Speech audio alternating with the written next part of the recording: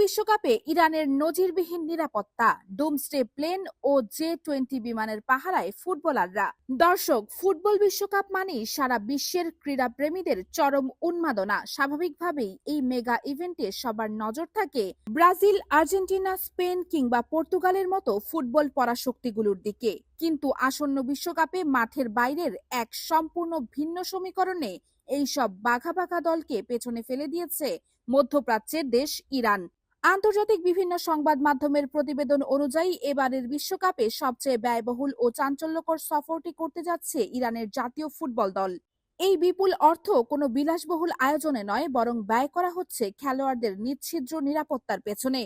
চলুন বিশ্লেষণ করে দেখি কেন একটি ক্রীড়া দলের জন্য যুদ্ধকালীন বা ডুমসডে স্টাইলের এমন নজিরবিহীন নিরাপত্তা ব্যবস্থা গ্রহণ করেছে তেহরান। ফুটবল বিশ্বকাপের মতো আন্তর্জাতিক টুর্নামেন্টগুলোতে অংশগ্রহণকারী দেশগুলো সাধারণত চার্টার্ড বা সাধারণ বাণিজ্যিক বিমান ব্যবহার করে থাকে, কিন্তু ইরানের ক্ষেত্রে এবার দৃশ্যপট একেবারেই ভিন্ন।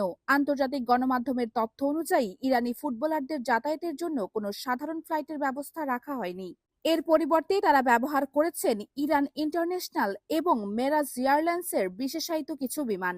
বিশেষজ্ঞদের মতে প্রযুক্তি ও সুরক্ষার দিক থেকে এই বিমানগুলো সাধারণ কোনো আকাশযান নয়, বরং সামরিক পরিভাষায় এগুলোকে অনেকেই ডুমসডে প্লেন বা কেয়ামতের দিনের বিমান হিসেবে আখ্যায়িত করেছেন। এই বিমানগুলোর সবচেয়ে বড় বৈশিষ্ট্য হলো এদের নিজস্ব প্রতিরক্ষা ব্যবস্থা। বিমানগুলোর চারপাশে প্রায় 14 কিলোমিটার ব্যাসার্ধের একটি অদৃশ্য সুরক্ষা বলয় বা জেমিং জোন তৈরি করার প্রযুক্তি রয়েছে। ফলে এই সীমানার ভেতরে কোনো অননুমোদিত ড্রোন, মিসাইল বা রাডার নিয়ন্ত্রিত অস্ত্র প্রবেশ করার চেষ্টা করলেই তা তাৎক্ষণিকভাবে সিগন্যাল হারিয়ে ফেলবে এবং লক্ষ্যভ্রষ্ট হবে।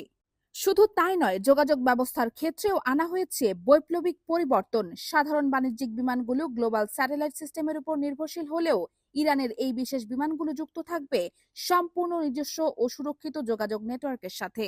এর পাশাপাশি বিমানের ভেতরেই একটি স্বয়ংসম্পূর্ণ কমান্ড সেন্টার স্থাপন করা হয়েছে, যেখান থেকে যে কোনো জরুরি পরিস্থিতিতে সরাসরি সিদ্ধান্ত নেওয়া সম্ভব। একটি ফুটবল দলের জন্য এমন প্রযুক্তিগত ক্ষমতা সম্পন্ন আকাশযানের ব্যবহার ক্রীড়া ইতিহাসে বিরল।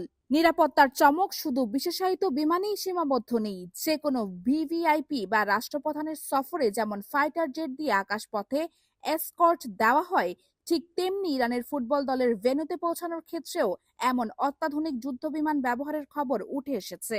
বিভিন্ন সূত্রের বরাত দিয়ে আন্তর্জাতিক গণমাধ্যমগুলো জানিয়েছে, এই বিশেষ ফ্লাইটের নিরাপত্তায় প্রথমবারের মতো চীনের তৈরি J-20 ফাইটার জেটকে এসকর্ট হিসেবে দেখা গেছে। সামরিক বিশেষজ্ঞদের মতে J-20 হলো পঞ্চম প্রজন্মের একটি অত্যাধুনিক স্টিলথ ফাইটার জেট।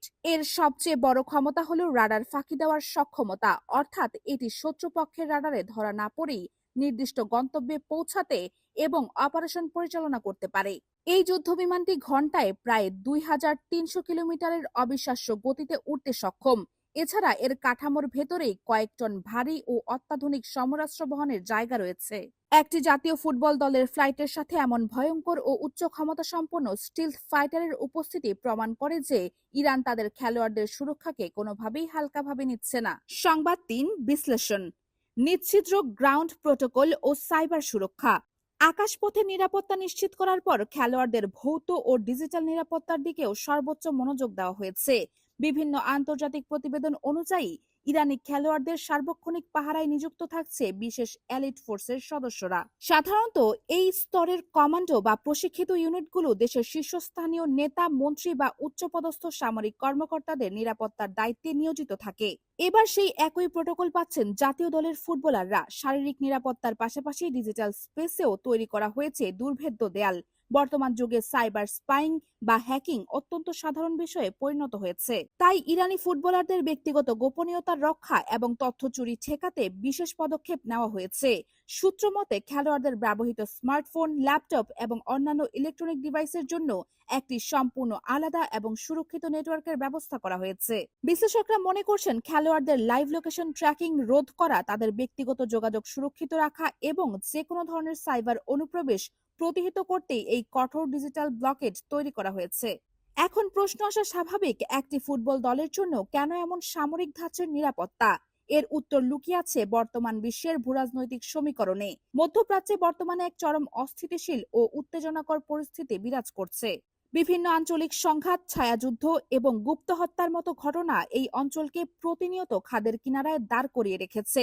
এমন একটি স্পর্শকাতর সময়ে ইরানের মতো একটি গুরুত্বপূর্ণ দেশের জাতীয় দল যখন আন্তর্জাতিক মঞ্চে পা রাখে, তখন স্বাভাবিকভাবেই তারা বিভিন্ন রাষ্ট্রবিরোধী গোষ্ঠী বা শত্রুপক্ষের সফট টার্গেটে পরিণত হওয়ার ঝুঁকিতে থাকে। মূলত কোনো ধরনের অনাকাঙ্ক্ষিত ঘটনা বা নাশকতা এড়াতেই তেহরান এই আগাম ও কঠোর সতর্কতামূলক ব্যবস্থা গ্রহণ করেছে। ব্রাজিল বা আর্জেন্টিনার মতো দেশগুলোর এমন কোনো ভূরাজনৈতিক ঝুঁকির মধ্যে দিয়ে যেতে হয় না, যে কারণে তাদের নিরাপত্তা ব্যয়ও থাকে স্বাভাবিক সীমার মধ্যে। কিন্তু ইরানের ক্ষেত্রে পরিস্থিতি সম্পূর্ণ ভিন্ন। তবে মাঠের বাইরের এই টানটান উত্তেজনার প্রভাব মাঠের খেলায় পড়বে না বলেই মনে করছেন ক্রীড়া বিশ্লেষকরা। কারণ এশিয়ার অন্যতম শক্তিশালী দল হিসেবে ইরানের যথেষ্ট সুনাম রয়েছে। বিশ্বকাপ বাছাই পর্বে তাদের দুর্দান্ত পারফরমেন্স প্রমাণ করেছে যে তারা যে কোনো বড় দলের জন্য হুমকি হয়ে উঠতে পারে। তাই নিরাপত্তা ইস্যুর পাশাপাশি তাদের ফুটবলীয় নৈপুণ্য নিয়েও দর্শকদের মাঝে প্রবল প্রত্যাশা কাজ করছে। পরিশেষে বলা যায়, এবারের ফুটবল বিশ্বকাপ ইরানের জন্য কেবল একটি ক্রীড়া আসর নয়, বরং এটি তাদের জন্য একটি বিশাল লজিস্টিক ও সিকিউরিটি চ্যালেঞ্জও বটে। ডুমসডে প্লেন থেকে শুরু করে পঞ্চম প্রজন্মের যুদ্ধ বিমান কিংবা এলিট ফোর্সের নিচ্ছিদ্র পাহারা, সব মিলিয়ে ইরানের এই সফর ক্রীড়াঙ্গনের ইতিহাসে এক নতুন অধ্যায়ের জন্ম দিয়েছে। পুরো বিশ্ব যখন মেসি, রোনালদো বা নেইমারের পায়ের জাদুতে বুঁদ হয়ে থাকবে, তখন ফুটবল প্রেমীদের পাশাপাশি আন্তর্জাতিক বিশ্লেষকদেরও একটা বড় নজর থাকবে ইরানের এই নিচ্ছিদ্র নিরাপত্তা বলয় এবং মাঠের পারফরমেন্সের দিকে। মাঠের খেলা এবং ভূরাজনৈতিক এই অভূতপূর্ব মিশ্রণ এবারের বিশ্বকাপকে যে আরো বেশি রোমাঞ্চকর করে তুলবে তা নিঃসন্দেহে বলা যায়।